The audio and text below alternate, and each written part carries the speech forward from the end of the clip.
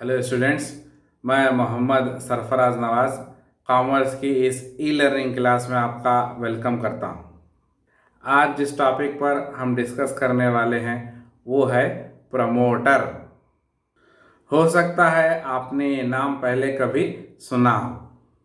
Promoter का ताल्लुक company से होता है।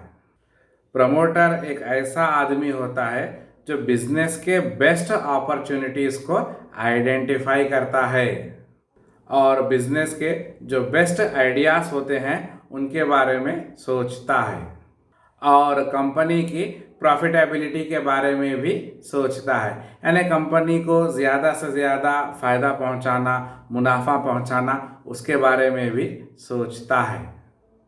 प्रमोटर कंपनी को कैसे शुरू करना है वो उसके बारे में सोचता है और कंपनी को खोलने के लिए जितनी भी चीज़ें हैं उन सारी चीज़ों को सेट करता है और बिजनेस के लिए जो बेस्ट आइडिया होता है उसको सेलेक्ट करता है और बिजनेस के उस आइडिया को परवान चढ़ाता है, आगे बढ़ाता है और कंपनी को कैसे खोलना है ये उसके बारे में सोचता है और ये सब सारी चीज़ें वो एनालाइज करेगा कि कितने रिसोर्सेस चाहिए होते हैं एक कंपनी को खोलने के लिए और बिजनेस को खोलने के लिए कितना कैपिटल लगेगा और कौन सा बिजनेस करना चाहिए और उस बिजनेस में कितना रिस्क है, ये सब सारी चीज़ों के बारे में प्रमोटर सोचता है।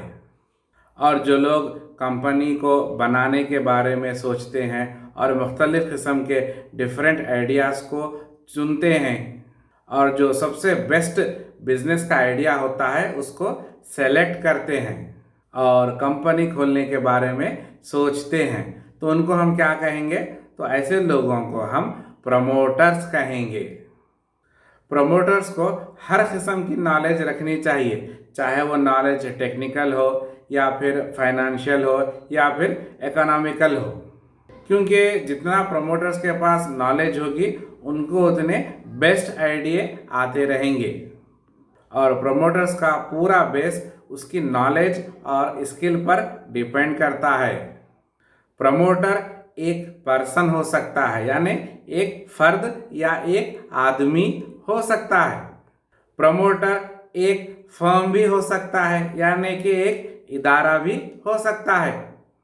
प्रमोटर ग्रुप ऑफ पर्सन्स भी हो सकते हैं, यानी अफराद की एक अंजुमन भी हो सकती है, या फिर प्रमोटर एक कंपनी भी हो सकती है। इन तमाम में से कोई भी प्रमोटर हो सकता है। प्रमोटर एक इन्वेस्टमेंट बैंकर भी हो सकता है, या फिर एक अंडर राइटर भी हो सकता है, या फिर एक स्टॉक प्रमोटर भी हो सकता है। इन तमाम में से कोई भी प्रमोटर बन सकता है। प्रमोटर्स के पास यूजुअली आमतौर पर बिजनेस के ताल्लुक से बहुत सारी नॉलेज होती है, उनको बिजनेस का बहुत सारा इंफॉर्मेशन होता है और कंपनी के जो इन्वेस्टर्स होते हैं वो प्रमोटर्स पर बहुत ज़्यादा भरोसा करते हैं और प्रमोटर्स कंपनी के जो भी मामलात होते हैं वो साफ साफ तौर पर अपने इन्वेस्टर्स को बता देते हैं, उन्हें गुमराह नहीं करते और एक अच्छा प्रमोटर अपने इन्वेस्टर्स को गुमराह नहीं करता, मिसलीड नहीं करता। कंपनी के जो शेयर होल्डर्स होते हैं वो भी प्रमोटर्स बन सकते हैं और ज़्यादातर कंपनी के जो डायरेक्टर्स होते हैं वही प्रमोटर्स होते हैं। शेयर होल्डर्स कंपनी में अपना पैसा इन्वेस्ट करते हैं। अगर वो चाहें तो टेक्निकल तौर पर प्रमोटर्स बन सकते हैं। प्रमोटर्स वो लोग होते हैं जो शुरुआत से ही कंपनी के साथ होते हैं। कंपनी के इनकॉर्पोरेशन के लिए प्रमोटर का होना ज़रूरी होता है और कमेंसमेंट ऑफ बिजनेस यानी बिजनेस को शुरू करने के लिए भी प्रमोटर का होना ज़रूरी होता है। एक कंपनी में प्रमोटर का बहुत ही इम्पॉर्टेंट रोल होता है।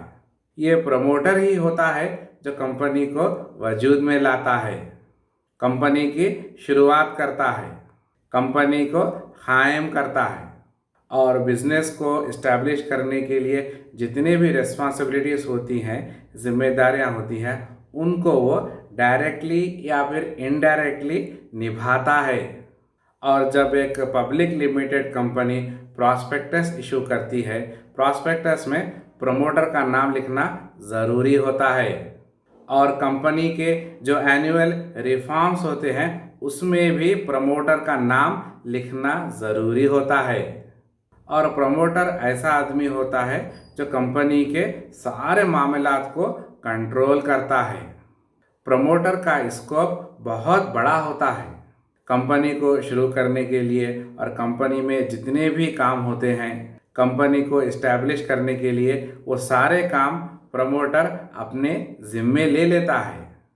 तो समझ में आया प्रमोटर क्या होता है। कंपनी के जितने भी मामलात होते हैं उन पर कंट्रोल करना भी प्रमोटर का काम होता है। और प्रमोटर्स कंपनी के जो शेयर कैपिटल होते हैं उसको जमा करने में भी मदद देता है, यानी कि कैपिटल फॉर्मेशन करता है। तो समझ में आ रहा है प्रमोटर कौन होता है। चलिए आगे बढ़ते हैं और अब बात करते हैं प्रमोटर्स के फंक्शंस के बारे में, यानी कि फंक्शंस ऑफ प्रमोटर्स। वैसे तो प्रमोटर्स के बहुत सारे काम होते हैं, उनमें से हम यहाँ पर कुछ फंक्शंस को डिस्कस करेंगे। प्रमोटर का सबसे इम्पॉर्टेंट काम, सबसे पहला काम क्या होता है जानते हैं आप? वो होता है कंपनी का नाम सेलेक्ट करना। और कंपनी के नाम को सेलेक्ट कर रजिस्ट्रार ऑफ कंपनीज के पास उस कंपनी को रजिस्टर कराना होता है। रजिस्ट्रेशन होने के बाद कंपनी की शुरुआत होती है, कंपनी इस्टेब्लिश होती है। कंपनी में जो मेन पोजीशंस के लिए अपॉइंटमेंट्स होते हैं उसमें प्रमोटर्स अपनी राय दे सकता है, जैसे कि अपॉइंटमेंट ऑफ डायरेक्टर्स है, या फिर अपॉइंटमेंट ऑफ बैंकर्स है, या फिर अपॉइंटमेंट ऑफ ऑडिटर्स हैं, या फिर कोई प्रोफेशनल टीम को हायर करने के बारे में बोलता है। प्रमोटर का एक ही मकसद होता है कि किस तरीके से कंपनी को आगे बढ़ाए, कंपनी को आगे परवान चढ़ाए, कंपनी का ज़्यादा से ज़्यादा ग्रोथ हो और कंपनी ज़्यादा से ज़्यादा प्रॉफिट अर्न कर सके। कंपनी को कहाँ पर, किस एरिया में, किस लोकेलिटी में इस्टेब्लिश करना है, ये भी प्रमोटर सोचता है।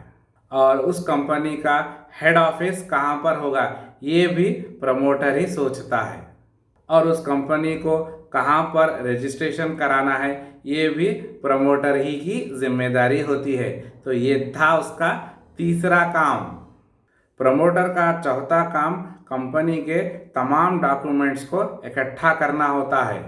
कंपनी को इनकॉर्पोरेशन करने के लिए कई सारे डॉक्यूमेंट्स की ज़रूरत पड़ती है और उन सारे डॉक्यूमेंट्स को तैयार करने की जिम्मेदारी, जमा करने की जिम्मेदारी प्रमोटर की होती है।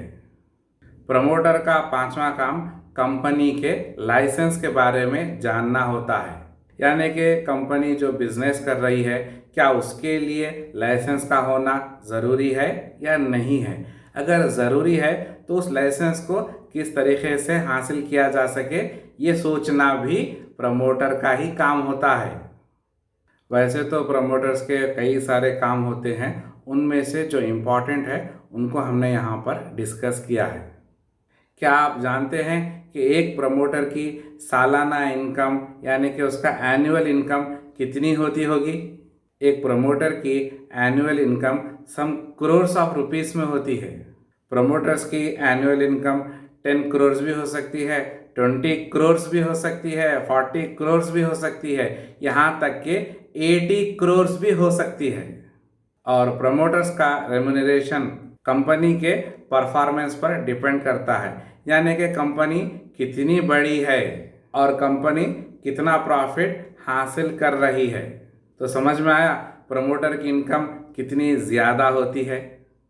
तो समझ में आया प्रमोटर क्या होता है और प्रमोटर के फंक्शंस क्या होते हैं। आज की इस क्लास में आपने सीखा कि प्रमोटर क्या होता है और उसके क्या फंक्शंस होते हैं, और मैं उम्मीद करता हूं कि आपको आज की ये क्लास समझ में आई होगी।